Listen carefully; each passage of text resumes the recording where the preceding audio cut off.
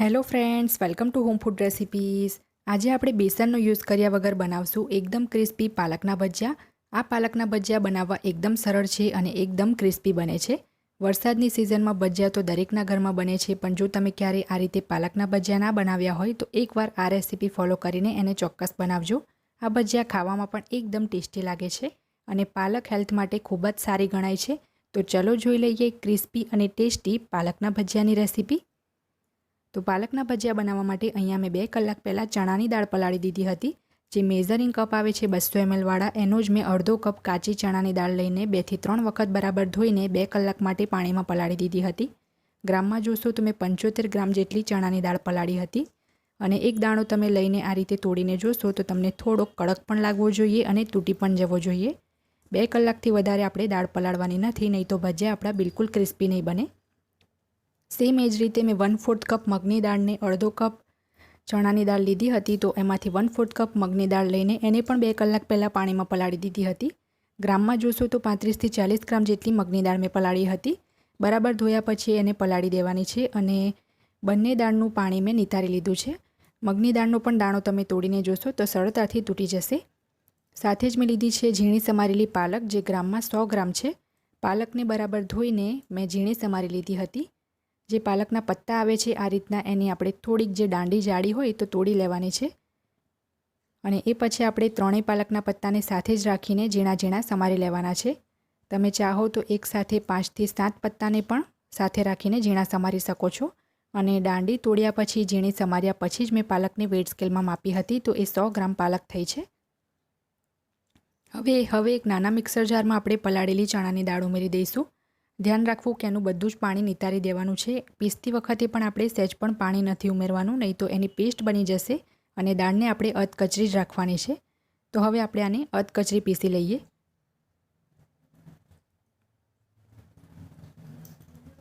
અહીંયા મેં ચણાની દાળને અધકચરી પીસી લીધી છે, હું તમને બતાવું છું। જો આ રીતે તમે એને હાથમાં પકડીને જોશો તો તમને સહેજ ગગરું લાગવું જોઈએ। હવે આપણે આને એક બાઉલમાં એડ કરી દઈએ। વચ્ચે વચ્ચે ઢાંકણ ખોલીને ચમચીથી મિક્સ કરતા રહીને તમે પીસશો તો પાણી વગર પણ એકદમ સરળતાથી પીસાઈ જશે। સેમ મિક્સર જારમાં આપણે પલાળેલી મગની દાળ ઉમેરી દઈશું અને મગની દાળની સાથે આપણે 3 નંગ લીલા મરચાં ઉમેરીશું। 4 થી 5 એકદમ નાની લસણની કળી લીધી છે એ ઉમેરીશું। અડધા ઇંચનો આદુનો ટુકડો અને 7 થી 8 કાળા મરી ઉમેરીશું। આ બધાને આપણે મગની દાળની સાથે જ પીસી લેવાનું છે। અહીંયા તમે જોઈ શકો છો કે મેં મગની દાળને પણ અધકચરી પીસી લીધી છે। જો તમે એકદમ પેસ્ટ બનાવી દેશો તો તમારા ભજીયા બિલકુલ પણ ક્રિસ્પી નહીં બને। તો આને પણ આપણે સેમ બાઉલમાં એડ કરી દઈએ।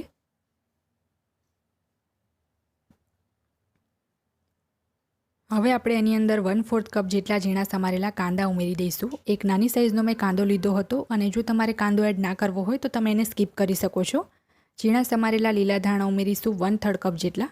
સાથે જ આપણે જે પાલક સમારીને રાખી હતી એ પણ આમાં ઉમેરી દઈશું। 2 મોટી ચમચી એટલે કે 2 ટેબલ સ્પૂન આપણે ચોખાનો લોટ ઉમેરી દઈશું। એનાથી આપણા જે ભજીયા છે એકદમ ક્રિસ્પી બનશે। અડધી ચમચી મેં હળદર ઉમેરી છે। 1 મોટી ચમચી એટલે કે 1 ટેબલ સ્પૂન ધાણા જીરું પાવડર ઉમેરીશું। સ્વાદ મુજબ આપણે આમાં મીઠું ઉમેરીશું। આ 1 ચમચી જેટલું મીઠું છે।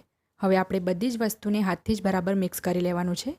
પાણી આપણે એક પણ ટીપું આની અંદર ઉમેરવાનું નથી, કારણ કે પાલક અને લીલા ધાણા બંને મેં ધોઈને જ લીધા હતા, તો એની અંદર પણ થોડુંક પાણી રહી ગયું હોય અને કાંદા એડ કર્યા છે તો એમાં પણ થોડુંક મોઇશ્ચર હશે।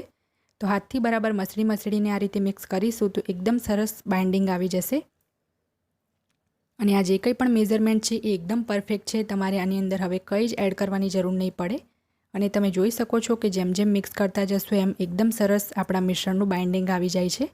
તો 2 મિનિટ માટે આપણે એને આમ જ મિક્સ કરતા રહેવાનું છે, જેથી જે કંઈ પણ મોઇશ્ચર નીકળવાનું હોય એ નીકળી જાય। તો 2 મિનિટ મિક્સ કર્યા પછી આપણું ભજીયાનું મિશ્રણ બનીને તૈયાર છે। ગરમ તેલની અંદર આપણે ઉઠાવીને આ રીતના નાના નાના ભજીયા મૂકીશું। તેલ મેં પહેલેથી જ ગરમ કરવા મૂકી દીધું હતું। હવે આપણે નાના નાના ભજીયા તેલની અંદર મૂકીશું અને ધ્યાન રાખવું કે આપણે આની અંદર બેકિંગ સોડા કે ગરમ તેલ કંઈ પણ એડ નથી કર્યું, એમ જ આપણા ભજીયા એકદમ ક્રિસ્પી બનશે। પણ ચોખાનો લોટ તમારે આની અંદર ચોક્કસ એડ કરવાનો છે।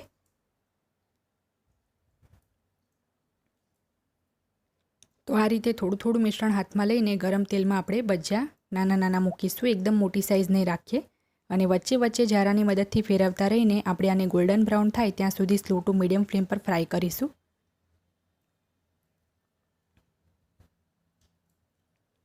તો ભજીયાને મેં વચ્ચે વચ્ચે ફેરવતા રહીને સ્લો ફ્લેમ ઉપર ફ્રાય કરી લીધા છે. જ્યારે લાઇટ બ્રાઉન થઈ જાય તો આપણે આને એક ટિશ્યુ પેપર ઉપર બહાર કાઢી લઈશું. અને આ જે ભજીયા છે એ સહેજ પણ તેલ નથી સોસતા, તો તમે આને ચોક્કસ બનાવજો. ઝારાને કડાઈની ઉપર આ રીતે થોડુંક ટેપ કરી લઈશું, જેથી જે એક્સેસ ઓઇલ હોય એ બહાર નીકળી જાય. તમે જોઈ શકો છો એકદમ ક્રિસ્પી ભજીયા બન્યા છે અને ખાવામાં પણ એકદમ ટેસ્ટી લાગે છે.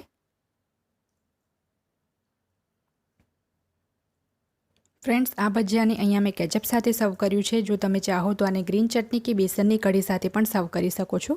જો તમને મારી આજની આ રેસીપી પસંદ આવી હોય તો મારા વિડીયોને લાઇક અને શેર કરી ચેનલને સબસ્ક્રાઇબ કરવાનું ના ભૂલતા.